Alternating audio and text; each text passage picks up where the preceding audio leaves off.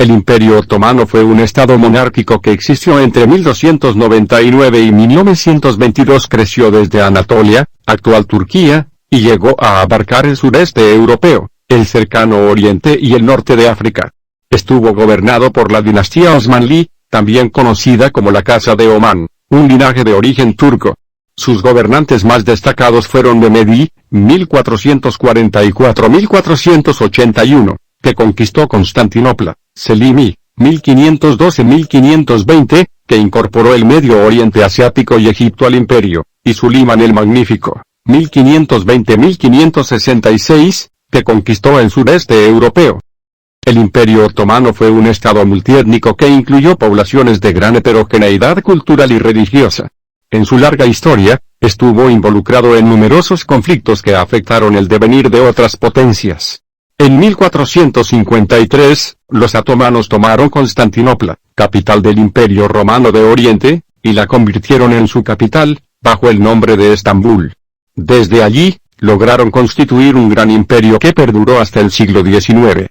En los últimos tiempos del imperio, los movimientos nacionalistas, la competencia con las potencias extranjeras y los conflictos internos llevaron a una época de crisis e inestabilidad.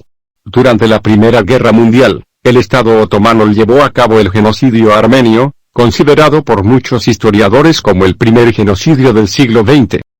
Con el fin de la Gran Guerra, la derrota concluyó en una serie de tratados que impusieron una partición de los territorios del imperio y la constitución de la actual República de Turquía. En su momento cumbre, el Imperio Otomano se componía de 29 provincias y 4 estados vasallos: Moldavia, Transilvania, Valaquia y Crimea. Limitaba al oeste con Marruecos, al este con el Mar Caspio, al norte con Europa y el Mediterráneo occidental, y al sur con Sudán, Somalia, Eritrea y Arabia.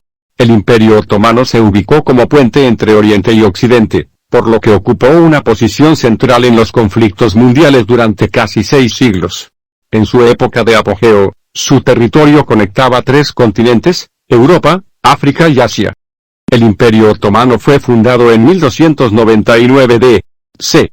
y perduró hasta 1922 d.C. En sus más de 600 años de historia, el Estado otomano vivió el final de la Edad Media, atravesó la Edad Moderna y subsistió hasta mediados de la Edad Contemporánea. Desde el siglo XI, Anatolia estaba gobernada por el Sultanato de Erreu con Dieres y Seme, una monarquía gobernada por la dinastía selyúcida. Dentro del territorio, había diferentes tribus turcomanas que habían emigrado desde Asia Central y le pagaban tributos al sultán para afirmar su fidelidad. Hacia mediados del siglo XIII, el imperio mongol venció a la dinastía selyúcida y las tribus turcomanas ganaron independencia. Una de estas tribus, ubicada originalmente en las colinas de Bitinia, estaba liderada por Osmani, fundador de la dinastía Osmanli. Osman inició una serie de campañas y comenzó a expandir sus territorios. Durante el siglo XIV, los descendientes de Osmani continuaron su legado y realizaron una serie de conquistas que permitieron conformar un estado territorial en toda Anatolia y la península balcánica europea. Los cristianos occidentales iniciaron cruzadas para evitar el avance de los otomanos hacia Europa. A comienzos del siglo XV, el imperio mongol invadió Anatolia y casi logra desintegrar el estado otomano. Tras un período conocido como Fetret, interregno, Mehmedi logró reconquistar territorios y erigirse como nuevo gobernante del Estado otomano. Durante décadas, Mehmedi y sus sucesores se dedicaron a restablecer el orden interno, suprimir las revueltas de los principados conquistados y centralizar el poder en la dinastía Osmanli. Desde mediados del siglo XV, con la conquista definitiva de los Balcanes, el imperio comenzó un período de crecimiento y esplendor, marcado por la solidez de sus instituciones y por la continua ampliación de sus fronteras. Mehmedi conquistó Constantinopla y la convirtió en Estambul, nueva capital imperial.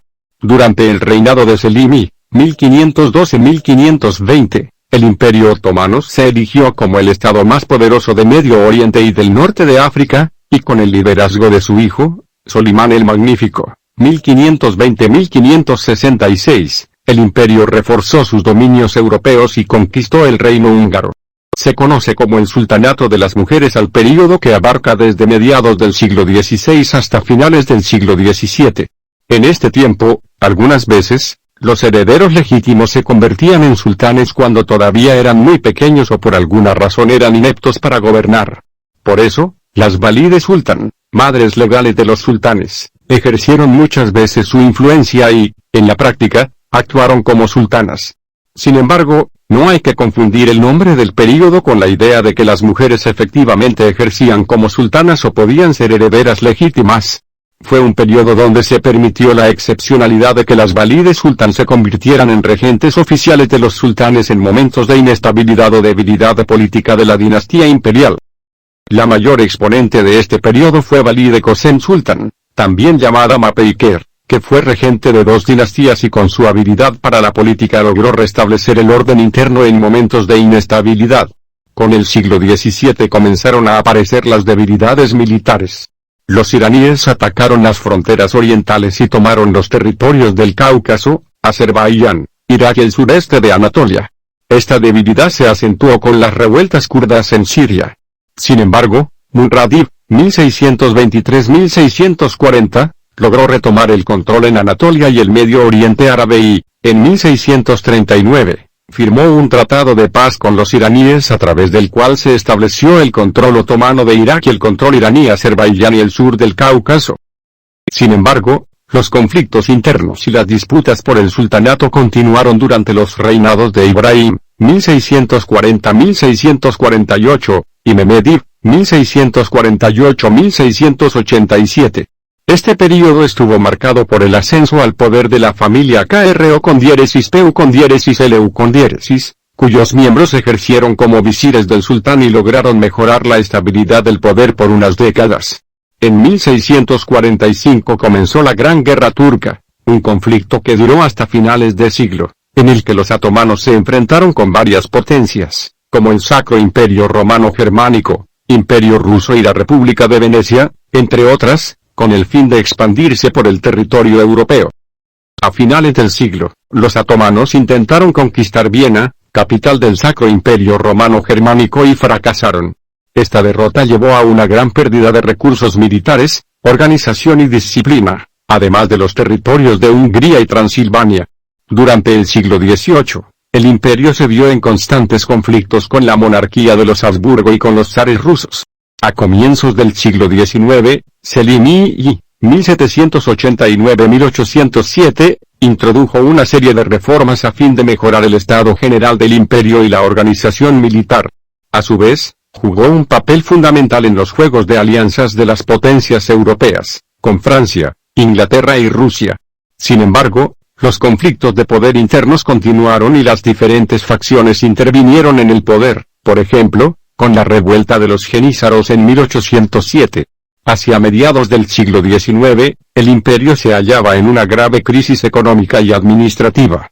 En 1876, el sultán fue depuesto por un grupo político heterogéneo, conocido como los Jóvenes Turcos, que buscaba restaurar un gobierno constitucional y democrático. Se instauró una monarquía parlamentaria, conocida como la Primera Constitución, que duró solo un año hasta que el nuevo sultán logró disolverla. Sumado a esto, durante el siglo XIX, se extendieron los movimientos nacionalistas que buscaban crear estados propios para las naciones o etnias que habitaban el imperio. Muchos de ellos fueron apoyados por los países europeos, que se podían beneficiar con el debilitamiento del imperio. En los Balcanes se dieron las revueltas nacionalistas de Grecia y Serbia, y se perdieron territorios fundamentales para el imperio, como la isla de Creta. Más tarde, Mehmet Ali, gobernador turco en Egipto, se rebeló contra el poder osmaní y logró una gran autonomía para Egipto y los territorios sirios. Y, desde finales del siglo, el movimiento nacionalista armenio comenzó a organizarse a través de diferentes partidos. Entre 1896 y 1909 gobernó Abdülhamid, cuyo propósito fue dar unidad e integridad al imperio que se estaba desmembrando. Buscó frenar la expansión de las ideas nacionalistas. Por un lado, resaltó los derechos de todos los ciudadanos imperiales y aludió a la idea de la gran patria otomana. Pero por el otro, utilizó a la policía para perseguir y reprimir la expresión de ideas opositoras al régimen. Durante su gobierno los intereses financieros europeos se terminaron de afianzar dentro del territorio otomano. En forma de inversiones para la construcción de ferrocarriles y puertos, el capital extranjero y la deuda, se introdujeron con fuerza en el imperio. Sin embargo, las inversiones no se vincularon con el sector industrial, por lo que, con el tiempo, se creó una dependencia de las importaciones llegadas desde los mercados europeos. En 1908, a través de una rebelión, los jóvenes turcos obligaron al gobierno de Abdülhamid a restablecer la constitución de 1876. Luego, el nuevo parlamento dictó su destitución e impuso la designación de Abdülhamid como nuevo sultán, aunque con un poder limitado. Mientras tanto, frente a la inestabilidad interna, las potencias europeas presionaron sobre las fronteras. Los Habsburgo anexaron los territorios de Bosnia y Herzegovina, y Bulgaria declaró su independencia. Por otro lado, pasados los meses, el nuevo régimen parlamentario liderado por el KUP, partido mayoritario, comenzó a enfrentarse a una gran oposición interna, vinculada a los círculos políticos conservadores otomanos, las altas jerarquías religiosas, porciones del ejército y el mismo sultán. En 1909 se desató una contrarrevolución que fue sofocada en pocas semanas. En la Primera Guerra Mundial, el gobierno otomano se alió a los imperios centrales, Alemania y Austria-Hungría, en contra de Francia, el Reino Unido y Rusia. Durante la guerra, el frente más importante para los otomanos fue la frontera con Rusia en el Cáucaso y la región de Armenia se convirtió en la principal zona de lucha. En ese contexto se desató el genocidio armenio, considerado por muchos historiadores como el primer genocidio del siglo XX. En principio, el gobierno otomano implementó una política de tierra quemada en la zona y expulsó a la minoría armenia, a la que se acusaba de asistir a las tropas rusas. Luego, el gobierno de los jóvenes turcos deportó a cientos de miles de armenios de todas las regiones de Anatolia hacia Mesopotamia y Siria. Se calcula que en las fronteras con Siria e Irak existieron más de 25 campos de concentración que fueron utilizados para confinar a la población armenia. Actualmente el número de víctimas armenias es discutido por diversas posiciones. Las fuentes alemanas, aliadas al Imperio Otomano durante la guerra, estimaron más de 1,5 millones de víctimas. En cambio, los medios oficiales otomanos rebajaron la cifra a 500,000. Con el final de la Primera Guerra Mundial, la firma del Tratado de Versalles estableció la partición del Imperio Otomano. Algunas regiones del imperio fueron anexadas por las potencias victoriosas de la guerra, otras lograron su independencia y se constituyeron como nuevos estados.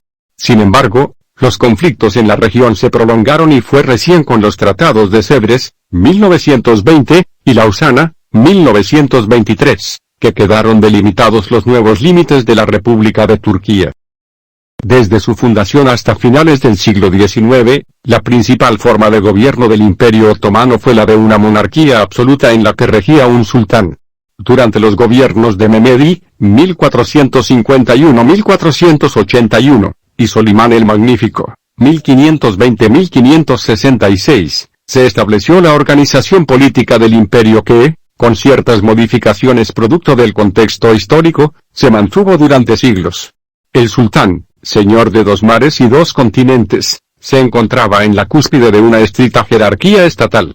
El ceremonial y los protocolos le otorgaban un lugar sagrado, vinculado con el mandato divino musulmán.